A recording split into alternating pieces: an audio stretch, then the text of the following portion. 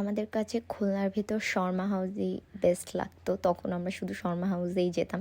আমার মনে আছে একবার শর্মা হাউসের পাস্তাটা অর্ডার করার পর ওই পাস্তাটা আমার হাতে একটু পড়ে যায়, অ্যান্ড আমার হাতে ওইখান থেকে চামড়া উঠে গিয়েছিল, মানে এত গরম ছিল।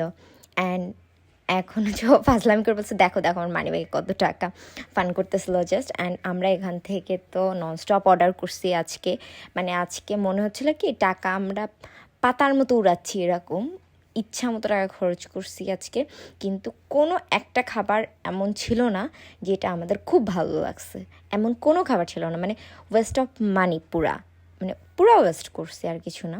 ননস্টপ অর্ডার করছি আমরা অলমোস্ট প্রত্যেকটা ক্যাফে, মানে যে শপগুলা, প্রত্যেকটা শপ থেকে আমরা অর্ডার করেছিলাম। অনেক মানে আমাদের বিয়ের আগে এসেছিলাম, অলমোস্ট 1 বছর আগে যখন এটা ফার্স্ট ওপেনিং হয় তখনই এসেছিলাম, তারপরে আসা হয় নাই। সো এই জন্য ভাবলাম যে এদের খাবারের মান চেঞ্জ হয়েছে কিনা,